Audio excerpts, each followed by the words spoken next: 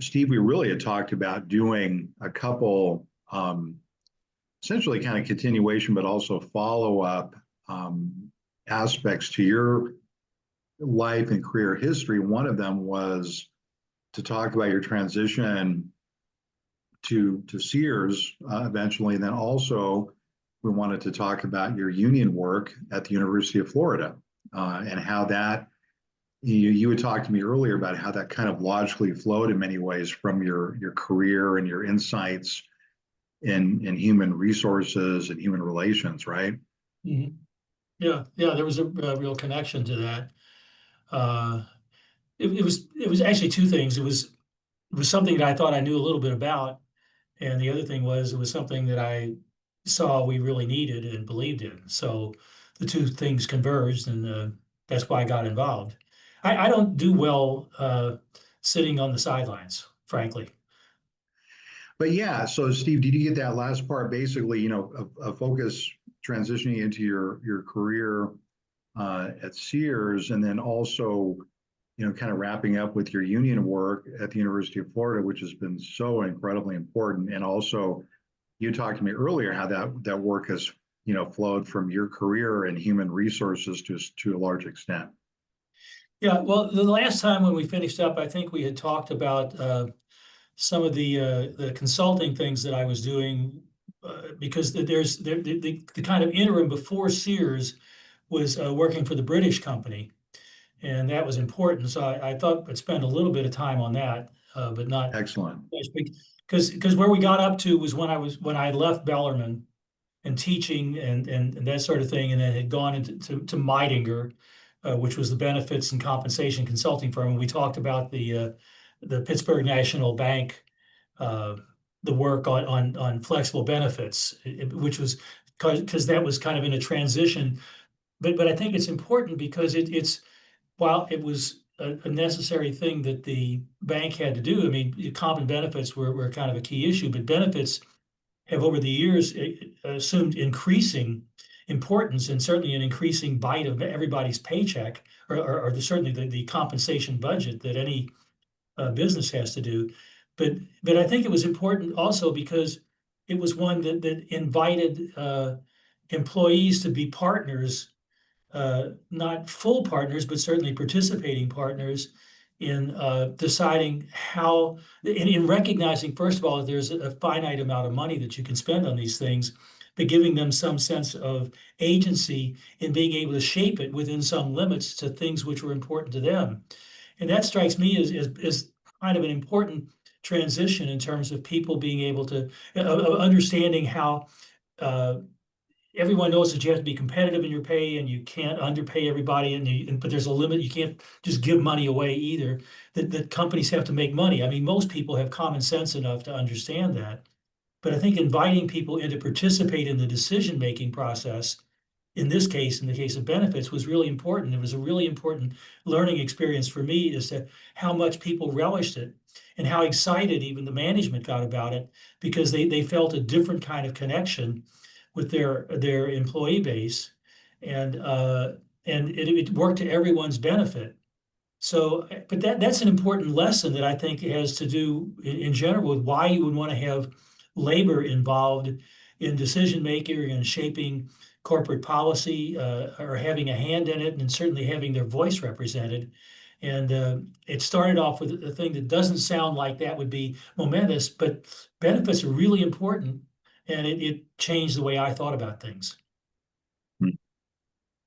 So I was doing that, and one of our clients was to make the transition was a company called Battis, which was actually the U.S. operation of BAT, which is British American Tobacco, which was at the time it was a global corporation, did business in 94 countries around the world, mostly selling cigarettes. But we're also involved in other enterprises. It was a diversified conglomerate. We were in paper, tobacco, retail, and financial services.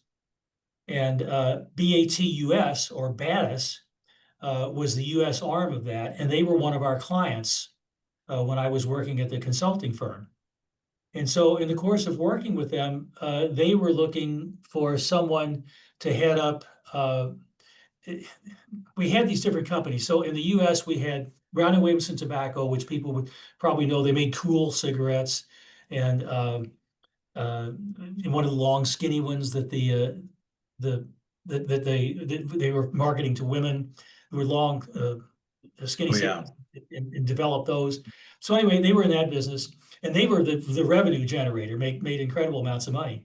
But we also owned things like Saks Fifth Avenue and Marshall Fields and Gimbels until we closed it, Kohl's, uh, and a number of other smaller retailers, Ivy's in the Carolinas and Florida, and a number of other department stores. We own a big furniture chain out in California called Bruner's Furniture.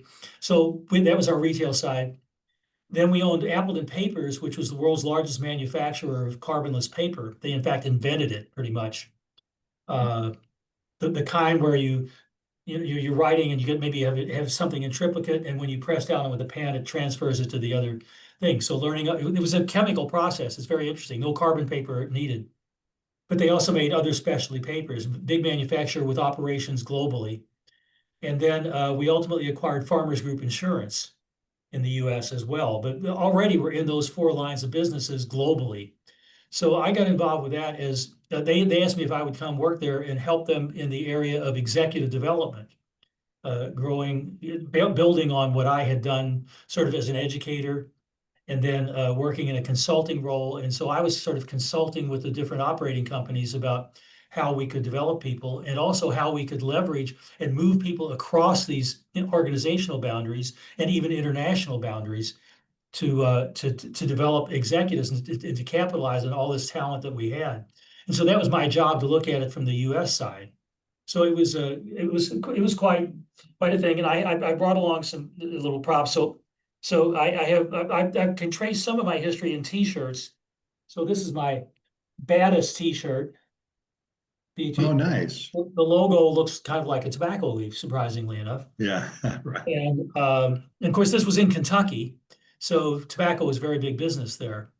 So I ended up having it was actually a great job. My job was to look at sort of the top candidates for advancement, particularly advancement across the organizational boundaries inside both BAT and BATIS, but focusing on the U.S. operations. And so I would look at maybe the top 2 or 3 tiers of executives in each of the operating companies. And my job was to design education programs that, let's say, if you had somebody who was a merchant in the retail side, and they knew a whole lot about buying, I don't know, dresses or blouses or shoes or something, but they didn't know much of anything about manufacturing. Or sort of maybe they didn't have a whole lot of general business background. So I basically was charged with, or I kind of developed and was charged with then developing a mini MBA program where we would give people a deep dive into, they had some preliminary work to do and some post work to do, but the center point was a 3.5-week immersive program, 6 days a week, working from early in the morning till the wee hours of the night, getting a crash course in what you would get in an MBA program. The upside was we got to do it in really nice places like Hilton Head, and ultimately did it for several years in a row out in Snowmass, Colorado, just outside of Aspen, which was a pretty good place to be in June if you had to be somewhere. But it was very prestigious for people to be able to come to this. And my ability, what I had was pretty much a blank check, thanks to the tobacco business, to hire anybody I wanted from anywhere in the world who were the major experts in their field. So if I wanted, some of the best economists, I could hire a guy from Stanford. For accounting, sort of basic accounting, making sure everybody knew how to find their way around an income statement and a balance sheet, and beyond that, and understand what it meant from a strategic standpoint. I had the guy who was the head of accounting at Northwestern, and I could pull with people from Wharton and from William and Mary and wherever I wanted. And it was really quite exciting. And the people who went through the program said it was really life-changing for them in many cases. It really shaped their entire development. And then the other part of of my work was looking at succession planning and moving people across these organizational boundaries and international boundaries. And so I got to go over to we were based in London, literally right across the street from Big Ben. If you looked out our building's Wow. windows, you were looking at Big Ben and Parliament right across the Thames. And so I went over there. I taught in some of their international programs on the human resource side and so forth. So that was an important transition and really an exciting kind of thing to do. I'll pause there. Is there anything you want me more to say about that, or? Well, it's interesting that, it's very important work. Was there also an impact? Because I know at that time, Stephen, that there was beginning to be a kind of a critique or enhanced critique of like tobacco, based corporations. Did you experience any of that? I know at one point I heard, U.S. Tobacco became UST, and the Duke started doing some certain things. So was there any like kind of fallout from that? Oh yeah, because I've never been a smoker, and frankly, think that people shouldn't smoke. It's just on general principles. On the other hand, it was the money engine for the company that was letting us do all sorts of things, and it was part of why BAT had diversified, because they weren't dummies, and people could see the handwriting on the wall. And so the question was how, and this becomes interesting because there's these I think there's these roughly 7 to 10 year cycles of businesses that ricochet back and forth between centralization and diversification or decentralization, or focusing on one business versus another. So when I joined BAT or BATUS, the US arm, we were in the diversification mode, which is we knew that we had a money generator in the tobacco business, and that still had some life left into it. And of course, as I said, I grew up in Kentucky. I mean, when I was working the mental health, a lot of my clients raised tobacco, and it was the only thing that kept them above water in terms of making a living. So I went out and learned how to strip tobacco and pick the suckers off of it and do all that sort of thing. So I've been around tobacco. My grandfather was a buyer for American tobacco for many, many years. So we had that money engine, but we knew that ultimately that business was going to go away. So the question was, how do you then do two things? One is not be completely dependent on that business, but second, how is it that you through diversification, you kind of smooth your income stream. So you would try to invest in counter-cyclical industries so that if tobacco was up and retailing was down, you could still guarantee your shareholders, something somewhere in the middle. And then at other times, the exact thing would reverse. And so the idea was to spread your risk across a variety of counter-cyclical industries so that in aggregate, they could provide a guaranteed and smooth, but very profitable still. We had very high standards for what the ROI, the return on net assets was our thing. Our target was return on net assets at 25%, which is to say for every dollar you have invested in the assets, your return annually was 25%. Not bad. But it was a high hurdle to get to. That was part of why we were in premium kinds of retailers, because they could do those kind of margins. So here we were in this diversification mode, but this is a long-winded way of answering your question. We knew that tobacco was being challenged at a variety, both for health reasons and just the fact that it was becoming less popular to do as an activity. There were fewer people doing it. And so eventually that was going to go away in one form or another. So we were trying to deal with that. And where was I going with that?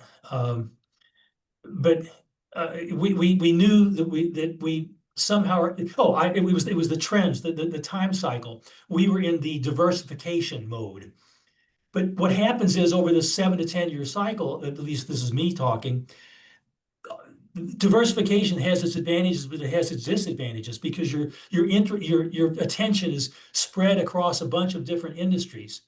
And so the question is, how much autonomy do you give each one of those industries, and how much do you make them respond to being part of a singular thing called BAT?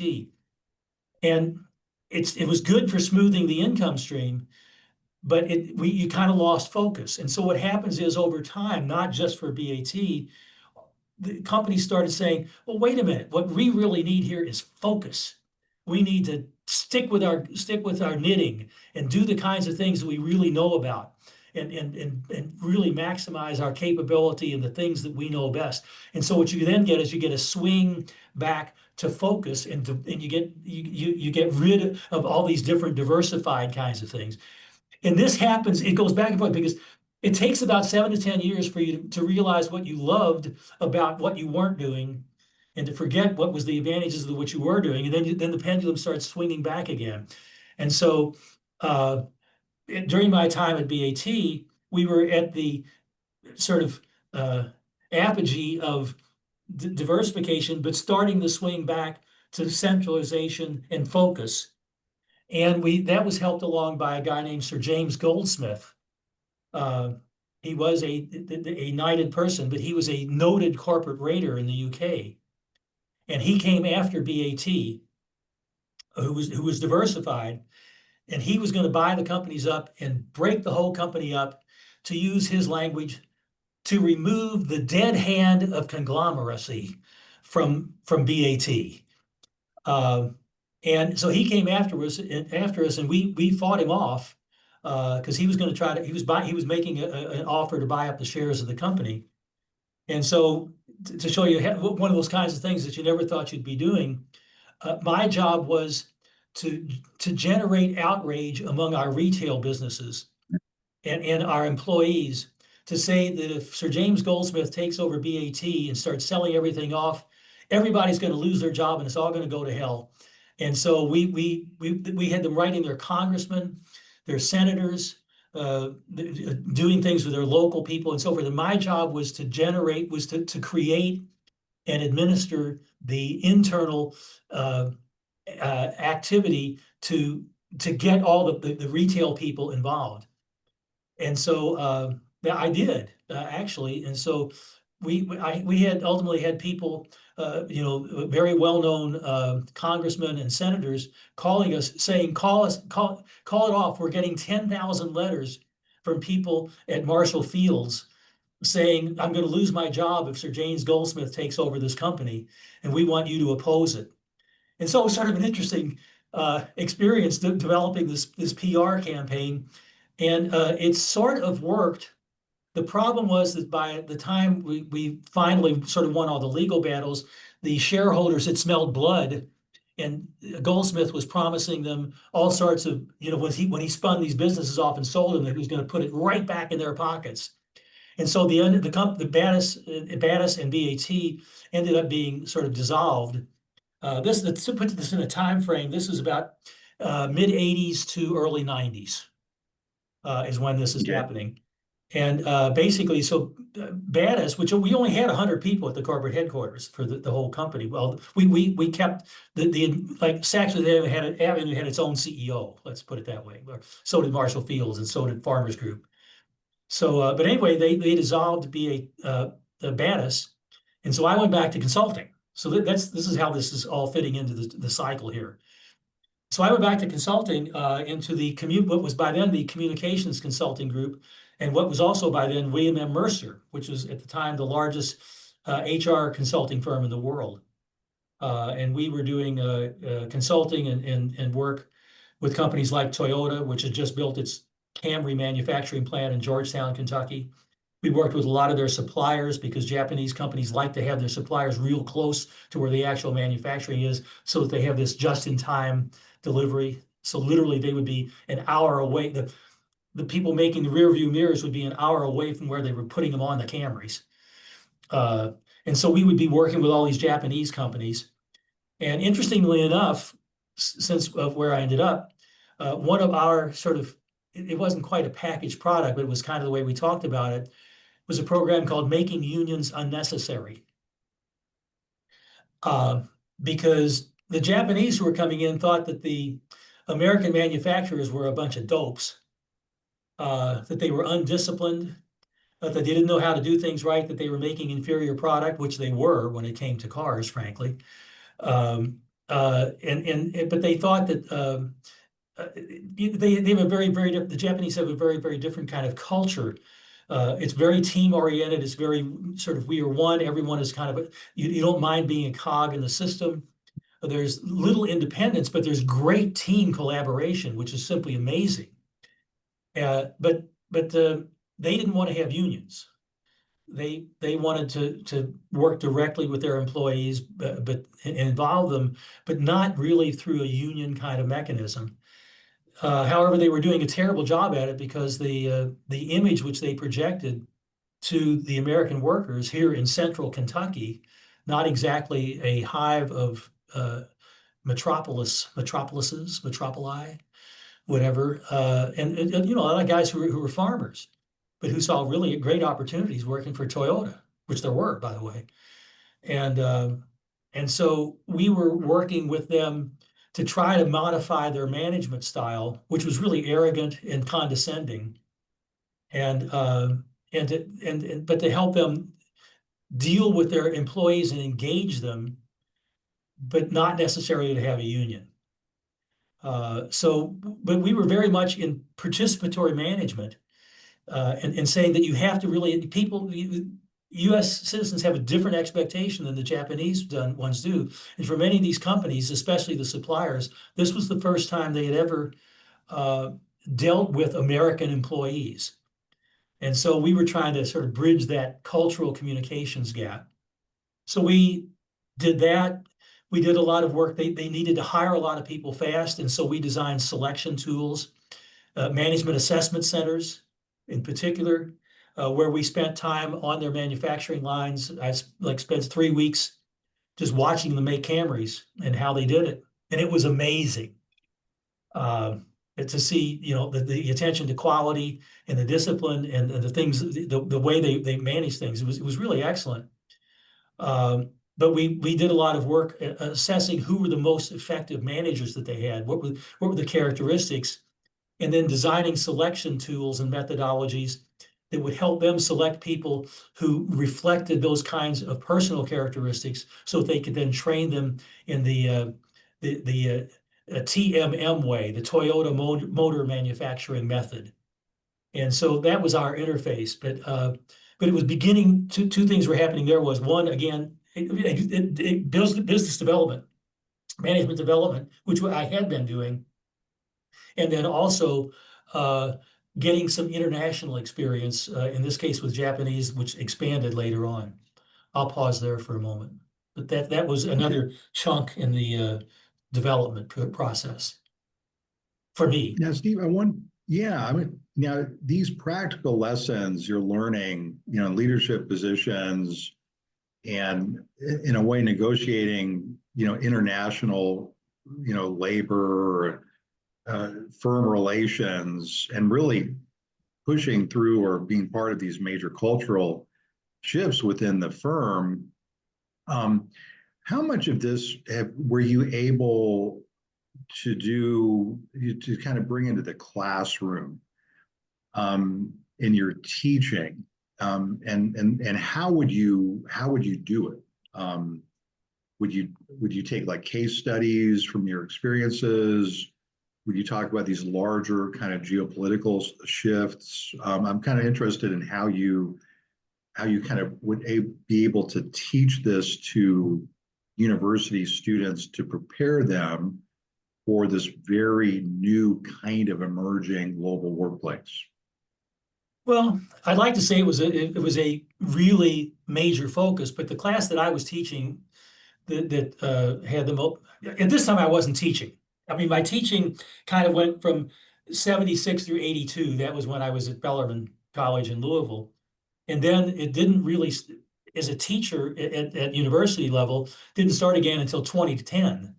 So there was quite a gap, 30-year gap of non-teaching, but sort of doing stuff on the other side. But what I did do was, when I was teaching here, was tried to bring it in. I used some case studies, just some personal sharing about because in the meantime, before I came back here to UF to teach, I'd been doing consulting with a number of international groups, particularly in South. I worked with Japanese and with people, especially groups from Brazil, Venezuela, Colombia, a little bit in Mexico, and then as I said, with some of the Japanese companies, they were more interested in me talking about what we did in the United States, interestingly, than the United States was in hearing about what we were doing. And most of that international stuff focused on the retailing side. And frankly, the U.S. in this era was just blasting away, and everybody was looking to the U.S. to see what it was doing. So it was the sort of teaching part that I did was more saying, here's what we're doing in the U.S. for people in South America who wanted to understand it and find out what they could apply. But I did try to bring the cultural differences and how, because I knew that my students here were likely going to be dealing in a multicultural, international kind of competitive world. So what I would try to do it was everything from pictures to management styles, which I learned when I was teaching at the BAT Center, which was in Sussex, outside of London. We had a whole management development center, and we would bring in up and coming managers from all around the world, and who had very, very different perspectives about what it meant to be a manager. And I would talk to my students about that. So, for example, I was talking about how I was teaching as part of my classes about the importance of two-way communication between managers and employees to understand different perspectives and points of view, and so forth, and how that might affect how you do performance appraisals and how it shapes how you develop people. And I remember one guy from Brazil, whose name is slipping my mind right at the moment, but I can think of his voice clearly. And I was talking about how you have to listen to what the employee is saying when you're doing an evaluation to find out, are they getting it, and so forth. And he would say, "Steve, I don't know what you're talking about. They come in, I tell them what they should do, I tell them what they're doing wrong, and I send them on their way." And I'm saying, okay, my participatory management lecture is probably not connecting here, but he was actually quite successful. And he was probably dealing in a cultural environment where that was exactly what was expected and it was how management was done. And so I was like, I was preaching to somebody who probably was not going to take that back home and apply it. But I was able to use that in my class just as a kind of a humorous thing. It really was funny because I had to come out and I told people the story and everybody laughing about it and say, "Oh, you're just learning that about these differences." But it was very revealing to me about how sort of ethnocentric I was in terms of understanding what was good management. And I was all sort of like Pollyannish, it's participation, communication and all these sort of touchy-feely resource things, which sometimes didn't translate. But to talk about but understanding the differences was the starting point. And that's fascinating. What were some of the other cultural differences that you noticed in talking, with that generation of students coming from different, national backgrounds? Was it all about their different philosophies about participation or authority? Were those the big issues, or were there other issues that you saw? Well, those were the ones that I was there to talk about those particular issues. So they were the ones that came about. They were different. But it would show up. For example, let's say you're using the retail example. You're talking about merchandising. How do you present the merchandise? How do you make it look? What how are things displayed? And what as an executive, you don't have to actually do it, but you have to kind of understand it. So very, very different understanding about what a profitable business looks like. So, for example, if you go to places in the Middle East, if you go to markets and things like that, it's this incredible. You're like wading through all this stuff and so forth, and it looks like a jumble, and like, this isn't merchandising. This is just taking all that stuff you've got and hanging it up anywhere you can find to hang it. And so, well, it turns out in many Middle Eastern cultures, for example, that's seen as a sign of prosperity. The sort of density of the merchandise and having a lot of it, you have to root through it and go through it is a very different way of shopping and so forth. But then if you would try to introduce something from the seventh floor at Saks Fifth Avenue in New York, and you have these very you have like 4 dresses because this is the designer floor. Because I spent a lot of time at Saks in New York because they were one of our best businesses. And you might have a couple of chairs that are scattered around and so forth, but vast open spaces and just a few things, because what they were selling was not abundance, which was what sold in many Eastern cultures, but rather scarcity, because what they were selling was this dress. You're not gonna go somewhere and nobody else is gonna be wearing this because it is a designer and it is a special and unique thing. And so what you would try to do is to create these vast open spaces, but understanding those kinds of things in terms of how you had to adapt what you thought was the right answer. Like, exclusivity was what we were after, and they were after abundance, and those two things didn't overlap very well. So that kind of thing would come up, and it was fascinating to learn.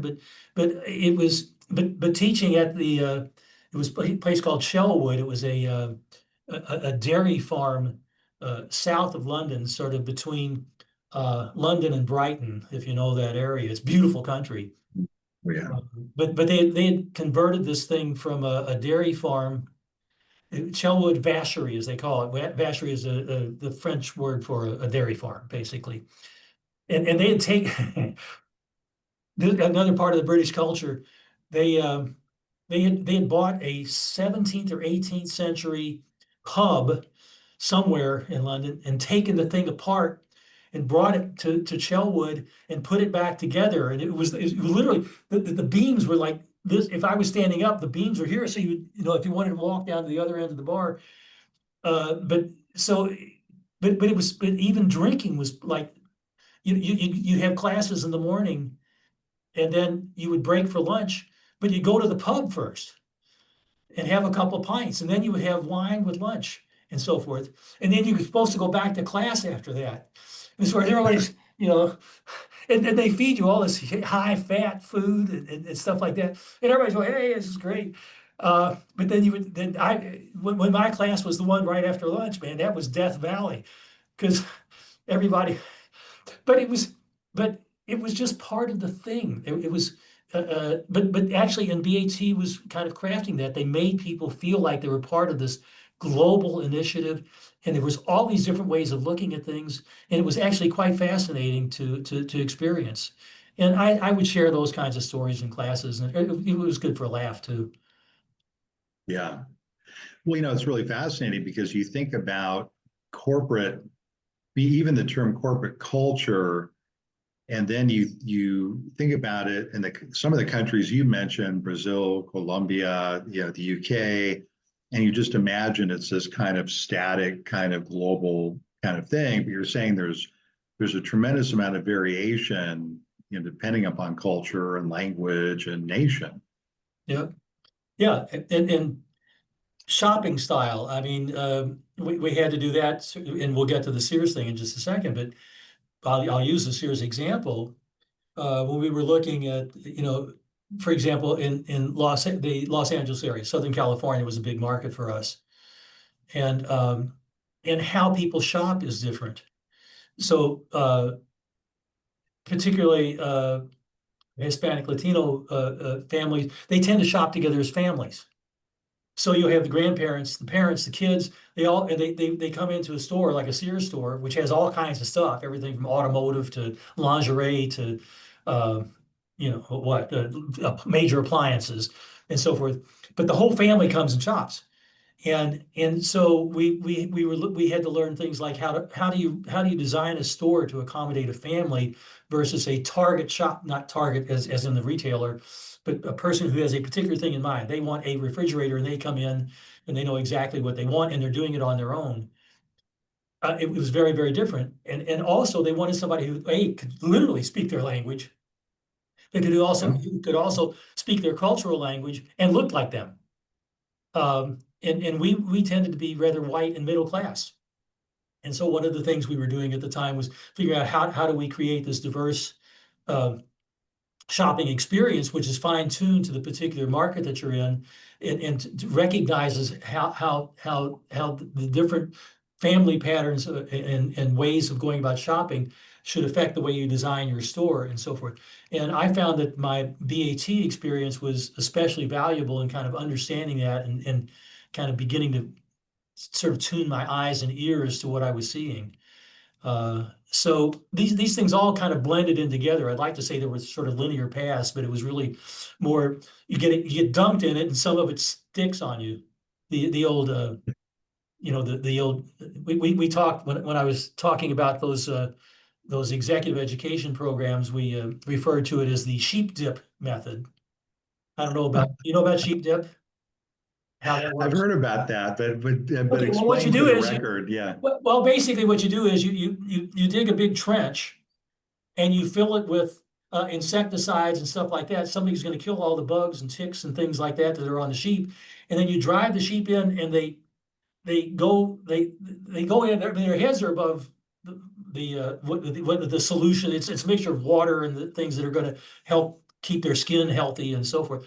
So they go down, and they get stuff, and they come out, and they're just like a dog. They shake off. And so the question was, is that you had to make it immersive enough that even after they shook it off, that enough of it would stick that it would work. And that was kind of our philosophy. That was our education philosophy. We would give you the sheep dip experience, and we would hope that enough of it would stick that you would benefit from it as you went forward. And Okay. that was kind of how we designed things. And it depending on what the dimension was you were talking about, whether it was accounting or culture or whatever, we tried to give them the sheep dip. Okay. Well, yeah, I think that may be a good transition, Steve, into the Sears era.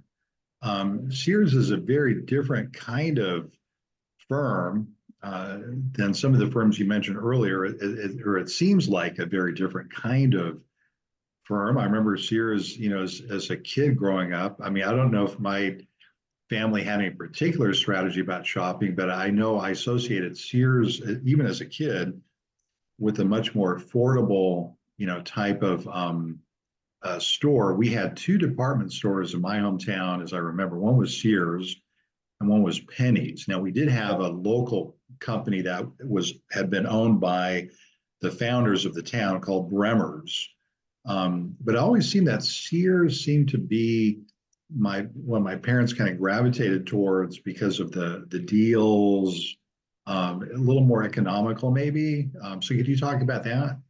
Yeah, well, Sears and Penny's were actually pretty much at the same price point. And Penny's, but Penny's went through a big transition in the 1980s. Penny's looked a whole lot more like Sears prior to that. And there was also Montgomery Ward was out there as another example. But Penny's and Sears were real competitors, although frankly, all of us knew everybody at the other company. We were friends but competitors. But we were pretty much at the same price point. But Penny's used to sell. They had automotive centers. They sold major appliances. They sold furniture, and so forth. But starting in the 1980s, they started getting out of that and going all to soft lines. So they got out of that business pretty much. They had a few bits of furniture and things left, and they sell things like luggage, let's say, and so forth. But they really went to apparel. Sears stuck with its model of being the full line department store. I mean, you could get pretty much anything that you wanted, and that was very much rooted in the tradition of Sears. In fact, here I'll put my Sears hat on. I don't have an actual Sears hat, but I have a Die Hard Batteries one. That was one of our brands. But Sears was founded in 1886 by Richard Sears, who was a railroad telegrapher. with the old Morse code thing and so forth. And what they would do is they would send through the telegraph lines if a train was coming along. So train 403 was coming through and went through this particular checkpoint. Then the telegrapher who was stationed there would send a message and say, okay, just came through at this time, should be there in 45 minutes. And they could go up and down the line, and that was the way they tracked. They didn't have systems that could track that. They had live people watching the trains come through. And so, but Richard Sears came into possession of a shipment of railroad salvage watches. There's a reason for this. I'll go through it really quickly. And which came in barrels then. They hadn't invented cardboard boxes. It was 1886. He sent a message down the line on the telegraph, said, I've got these watches. They're very good quality. They're $5 a piece. Tell me if you want one, but send no money. If you tell me you want one, I'll send it to you. If you're happy with it, send me the $5. I trust you. And if you're ever dissatisfied with it, satisfaction is guaranteed or your money back. And he sold out in like 3 days. He said, well, this is interesting. And so to compress the story, he bought some more stuff, found that he could sell stuff that way, was good at marketing, not very good at bookkeeping, so he hired a guy named Alva Roebuck to be his bookkeeper. And that was 1886. And they ended up expanding really quickly, moved from just outside of Minneapolis to Chicago and created Sears Roebuck and Company. And by 1897, which is only 11 years after the railroad salvage barrel of watches, this was the Sears catalog. Over 700 pages. This is a replica of the 1897 catalog. And it was everything from church organs to guns to ladies' corsets to sort of bottled ink to shoes to I don't know, sewing machines. Anything you could think of, you could get in this book. A wood-burning stove, I think I saw a picture of. Yeah, they're the wood-burning stoves, Wow. tractors, buggies. Oh my gosh. Cigars, women's fashions. Okay. Anyway, so Sears, to your point, the Sears tradition was this, and of course the catalog continued. In fact, when I was at Sears, and I started at Sears in 1993, within a year we had canceled the catalog because, as you might suspect, it's pretty expensive to print these things. And of course, by then they were in color, but everybody used to wait for them. And of course, the standard joke is that they would hang these up in the outhouses. And the pages, besides telling you stuff which was for sale, also had other utility in the outhouse. And I'll leave it to you to decide what that was. All right. That was one of the standard jokes. But in any case, so Sears had that tradition of being everything under the sun. The cheapest supply house is what it says right here, but it was all done out of Chicago, which was the big rail hub at the time. That was why they moved to Chicago.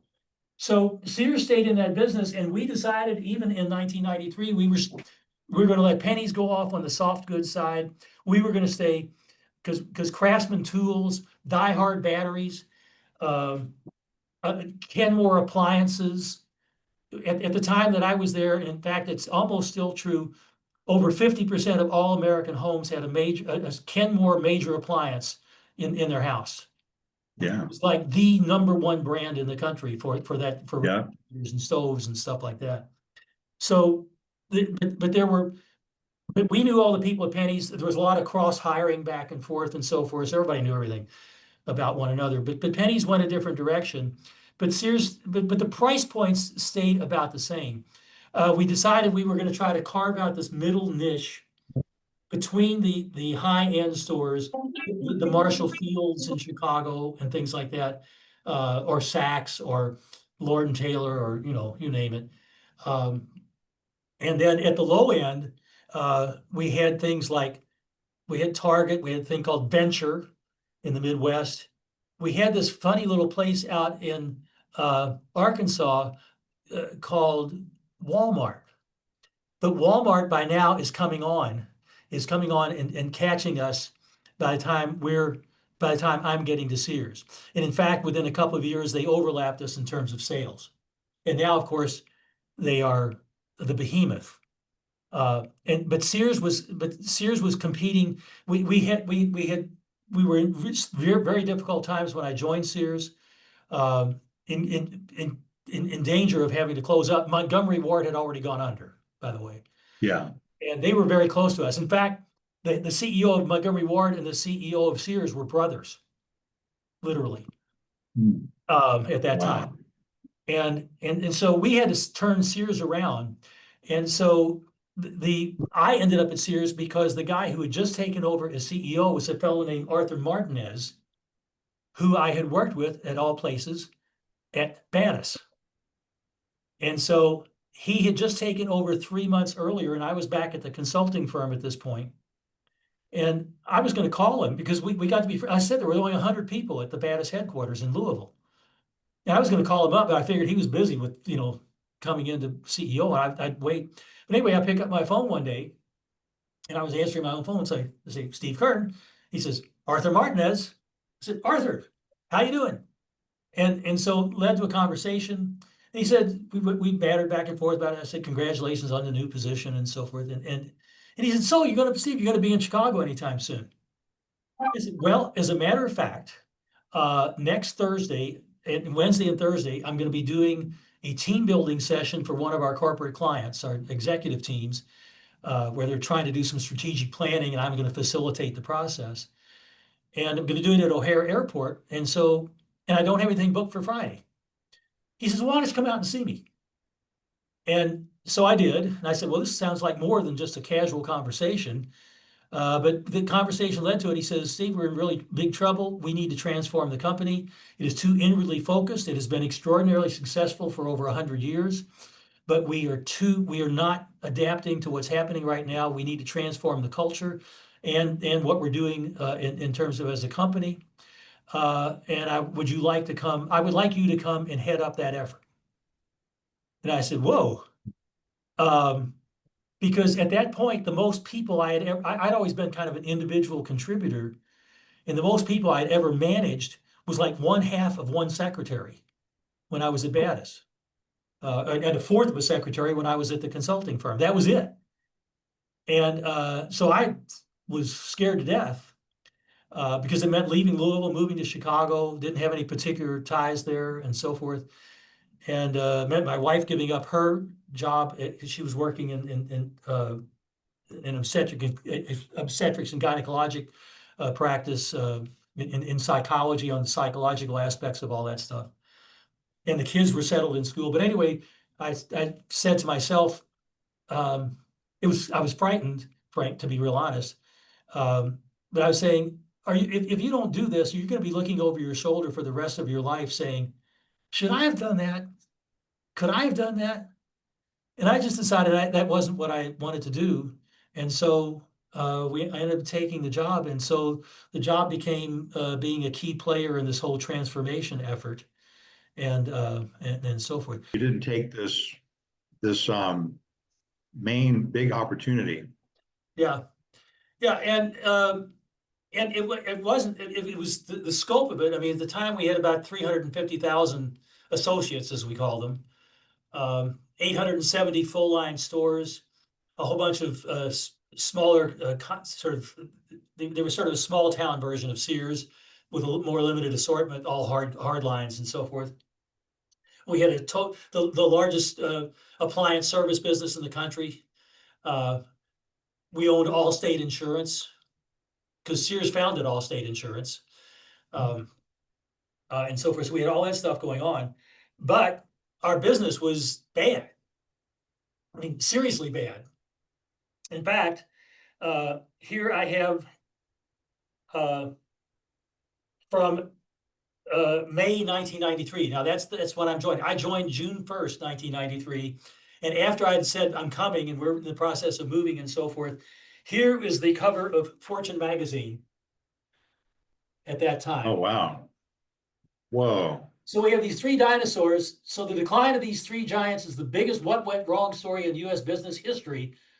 And so we have a Tyrannosaurus Rex, which is IBM, which is made out of all kinds of, circuit boards and connectors and stuff like that. Yeah. We have this one, I can't, it's hard to, this one down here is GM. I forget what kind of dinosaur that one is, but it's made out of Matchbox cars and things like that. And then this one over here, which is us, is Yeah. Roebuck and Company, which is, by the way, made out of folded origami style folded catalog pages. So I've made my decision. We're already moving to Chicago. This is the May the 3rd edition, and I'm supposed to start on June the 1st, and suddenly that's what I see. So this made for an interesting transition into the job. But I said, okay, well, there we are. I said, the worst that can happen is going to go down in flames, and you'll learn a lot of lessons on the way doing it. And so kind of what professors are saying about higher education now. Yeah, right. That's it. No, trust me. The I feel like new I've dinosaur. right. In any case, so there wasn't a plan. I mean, my job was to sort of create a plan, but some of the things that were happening was in the midst of cost cutting to try to salvage the company. I mean, things like training went out the window. So like if you were out in the stores and let's say you needed a department manager left and went to Penny's, for crying out loud, let's say, and you need a new department manager in women's apparel. What you would do is you probably find somebody who was maybe an assistant manager or maybe just one of the up and coming young people, and it was like, boom, you're a manager. They had done away with the training because training is always one of the first things that goes. Because when you cut training, it's not like people all get stupid overnight, but it's insidious.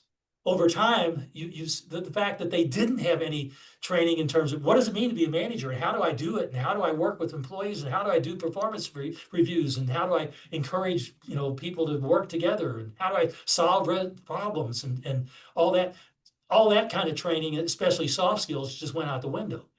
So learn how to ring the register, and man, you were on the floor. So one of the first things we clearly had to do was to fix that. The other is that we were very inbred. The good part of that is it meant that there were great career paths coming up inside Sears, especially when business was good, because we tended to promote almost exclusively from within. But the feeling was that we'd done too much of that. We weren't getting any fresh thinking. We were thinking that we were it, and whatever we were doing was the right way to do things, which it wasn't always. And so we kind of developed a standard where we were going to have sort of on an average about 20% of managers coming from outside, and 80% roughly still coming up through the ranks, so that we had both the tradition and the understanding and that sort of collective institutional knowledge, and we had new fresh blood coming in and so forth. And so part of my job was to manage that, but it was also to revive the training program. So we created a thing that Arthur kept calling it. He said he wanted to have an institute, and I finally convinced him to call it a university. So we created Sears University, and I would kid with him because we knew each other well. And so I'd say, well, sir, and so he finally agreed to that. And he says, well, I said, Arthur, we're going to have a university. We're going to have at least one thing, which is a football stadium. And he said, no, we can't do that. I said, okay, but at least we have to have a mascot. And so we came up with a mascot. So we created the Sears University. Let me see if I can. The Fighting Prairie. Right. Awesome. Sears University. Our office campus was called Prairie Stone. We had this big campus out, but we were moving out of the Sears Tower out into the suburbs, which was much more effective. And so we created Sears University. I even wrote a fight song for it. That went. The opening phrase was, Sears University, we celebrate diversity. And then it goes on from there. So diversity was a big thing at the time as well. So we developed all kinds of really interesting and intriguing things. Arthur got us the resources we needed to do it. We trained in the first 2.5 years of Sears University existing, we trained 40,000 managers. And we had a whole course catalog. That was our logo. And Wow. we used all kinds of media. There was no internet. Remember, there's no internet at this time. So we had audio cassettes, we had little booklets, which actually worked very well because many of our people, our line employees rode the bus or something to get to work. And so we designed things that were bus friendly so that you could do self-study things. Then we had ways that you could take tests and you could get coffee mugs with the Fighting Prairie Dog on it and so forth. So we did all sorts of things like that. We did a lot with the senior executive team, the top 250 executives, called the Phoenix team, after both where they initially met and where we ended up meeting for years thereafter, but also because of the mythical bird rising from the ashes. And so we called ourselves the Phoenix team. And Sears University was sort of responsible for a lot of the programming, including things like we did a thing called the Music Paradigm, which I ended up doing some work with later, run by a guy named Roger Nierenberg, where we took an entire complete symphony orchestra, like the Phoenix Symphony, and without people knowing what they were going to do, we had scattered chairs for all of them throughout the symphony. And for about 3 hours, they used the symphony to see how a symphony communicates and how leadership works and so forth, and what it meant for them. In interacting with, they were sitting like I'd be sitting next to the first violin. And so our people were all scattered throughout, and they experienced the symphony in a way they'd never done before. And many people said it was the most moving educational experience they'd ever had in their life. And it really was. I mean, people were in tears because of the revelations that they had. So we were given great freedom to experiment and so forth. So Wow. we turned it around.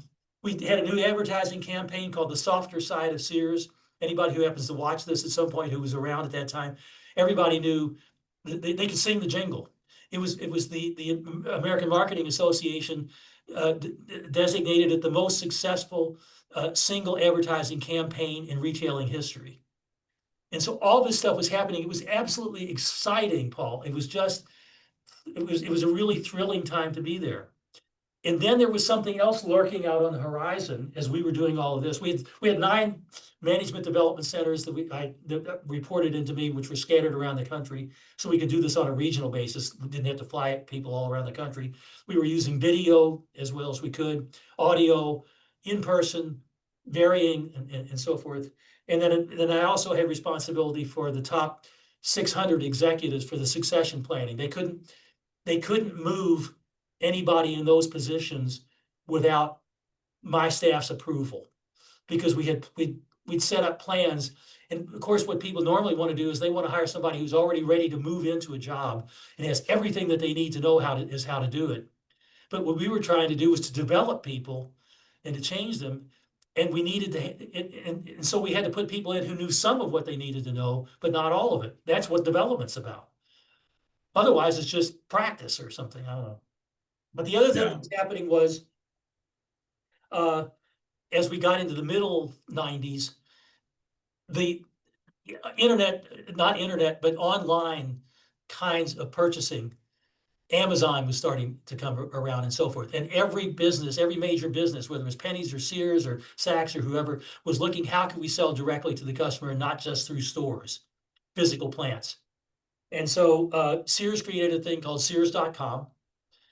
And we had this building that looked kind of like a pinwheel. That there were these different arms of it. We set aside one whole arm for Sears.com because at the time the theory was we didn't want the new people coming in to be contaminated by old Sears. And so they had their own building with their own cafeteria and so forth. And it was all set up.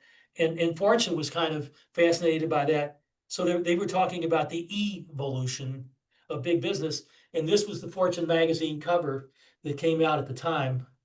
The person who you see there with the coat and tie, that is Arthur Martinez. That was the guy who hired me. And the other fellow is the guy who we hired to create Sears.com. And you can see how Fortune had some fun playing with that. in terms of their looks. But the question was a real one, which is how do you integrate those things? So that was the kind of issue. So all this stuff was happening all at once, trying to turn the company around, create this new advertising campaign. Pennies was getting out of our direct competition business, but we had people who had really unique stuff that was high end at the exclusive and particularly what we call them category killers, like a Best Buy. So, like Best Buy. electronics, and then they got into appliances to compete with us. But they started off with just electronics, or Circuit City, which went out of business.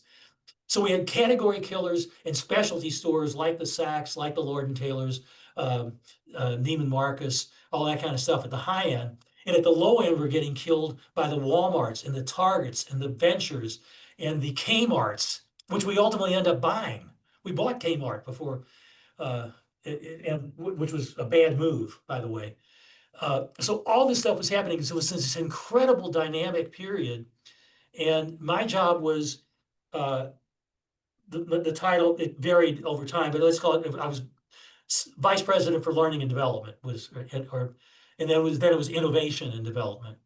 And so I had responsibility for training and development, selection methodology, performance management, performance appraisal systems, attitude surveys, and all the feedback that came out of those, general organizational transformation stuff, and succession planning. And one other thing I want to show you, and then we'll get off this. One of the things we did, which also got some awards, was we worked with a company and developed a thing called learning maps, which were designed to help people to get all the employees and the associates understanding what we were about and what the challenges were and what part they played in it, no matter how small their role might seem to them, but how it linked to something bigger. And so the first thing we said we had to do was we had to help them understand how the market was changing. We couldn't be the old Sears. So here's one, this is going to be hard. These were board games. This is a reduced size, but this thing would be about 6 feet by 7 feet and sit on top of a big table. And a group of about 12 or 15 associates would sit around, and there was we trained facilitators to take them through. So they would work their way along Retail Street, and this is called A New Day on Retail Street. And you can see all the different competitors and things that are changing and how demographics are changing with the bar graphs and so forth. And so they would work their way along this learning map and have discussions about each of those things and what that might mean for them. Like, so for example, if it was the composition of US households was changing, how does that affect us? How does that affect what we put in our stores? Or the aging population, what does that mean? And how, so do they on Retail Street? We wanted them to understand that. And these came in a series where the next one was the Sears money flow. Where does the money go? And so we would take them through, if you took $1 in sales, where does it show up in the business? And they would work their way through this map and try to guess how much was left over at the end. And they would estimate things like, well, left over at the end, what we can give back to employees was like $40 out of the 100. Well, no, the business margin is about 3%. So you've got that much. And the employees would go, wow, that's amazing. And at the end of this one, I loved it. They would see this thing and find out how much we had left over, what we had to reinvest in the business and so forth. And I remember one person, because when we were developing this thing, I won't use the exact term that they use, but it was like, holy crap, we better find some way to save some money around here. And that was a guy who was a part-time forklift driver who said that. And that was what we were trying to get, was that they understood where we were heading. Then we talked about how we were measuring our success in 3 key areas. We had developed a method of saying we want to be a compelling place to work, a compelling place to shop, and a compelling place to invest. And this showed all the contributors to those things, so they would understand how we were doing it, and how the measures that we had on each of those and how we were going to do them. And I got one more I want to show you, and then we'll move on to something else. Oh, voices of our customers. What do customers think about us? What do they think we do well and what do they think we don't do well? So that everybody had this, and then we had feedback loops so they could see it down to their individual store or department level. But they learned on it on the learning app. And then the last one, which is very timely now, we titled this map Threads of Diversity. So we were very big on diversity and diversity training and so forth, because we said we were too white, too suburban middle class. That was what people saw when they came into our stores. They needed to see merchandise, store design, shopping experience, staff, and so forth that reflected what they were interested in. Even different assortments in the store, apparel. We were too singular. We were too focused and felt like there was one way to do it. We were trying to teach people that there were many ways to do it, and it had to vary with the populations they were trying to serve. So this was the kind of stuff we were doing at Sears U. It was absolutely exciting. For me, it was the pinnacle of my career. Yeah. Well, and Steve, there's a number of, write-ups. I know that your work was, written up in the Harvard Business Review. You mentioned, Fortune, and it was really an exciting time. So did you have a sense that that these efforts, kind of writ large, would be able to kind of turn Sears around and make it a viable, company, kind of moving into the next millennium? Well, it worked for about 5 years. I mean, we went from really on death row in the early 1990s to by the mid to like 96, 97, we were actually doing quite well. But that was when, you started seeing the e-commerce and those other kinds of things coming in, and we were just getting killed, the category killers at one level, so that they could have, we had stores, we had physical spaces that we were just trying to sell the stuff in, but you only have so much room, and we had big stores. I mean, you could get all kinds of stuff. But if you were exclusively devoted to electronics, you could have, you could show 100 TVs. We could show 20, which is probably as many as most people can deal with. But man, when you walked into a Best Buy, it was like, just a wall of TVs. And we could try to mimic that, but we couldn't do that and also sell Craftsman tools in the adjoining department. Although we were the only place you could buy all 7 brands of major appliances. So we kept a focus on that because we had a real strength in that. But frankly, we were getting eaten alive on prices at the low end by the discounters. And we were getting out assorted by the category killers at the high end. And we were in what came to be known as the dreaded middle. And frankly, a lot of stores are still trapped in that. That's why you only see a Macy's now. You don't see an Ivy's. You don't see a Burdines here in Florida, or you don't see Marshall Fields in Chicago. You see Macy's, and our Wanamaker's in Philadelphia. They're gone. So the mid-range department stores, even if they had high-end departments, just got eaten alive, and it continued to be a problem. And frankly, that sort of was what ultimately did Sears in. But what the more proximate reason was we were taking I left Sears. Things started heading south again, and they decided, well, all this human resource hocus pocus stuff, we can take that out. We got to focus just on running the business and getting being as efficient as we possibly can. And we had the e-commerce thing beginning to eat us on a third battlefront, besides category killer and assortment and discount. And the customers were changing. They wanted the customers were shifting towards, they wanted, the price was king at the low end, and exclusivity was king at the high end, and we just couldn't quite match it. And so what happened is a lot of things got taken out. A lot of stuff we were doing at Sears University sort of got wound down. And particularly what happened is a guy named Eddie Lampert, who's still around, who was a hedge fund manager, ESL Investments, but mainly involved in real estate, ended up doing a successful takeover bid of Sears, primarily because he wanted the real estate. Sears most retailers rent the space that they're in. They don't build it. They don't own it themselves.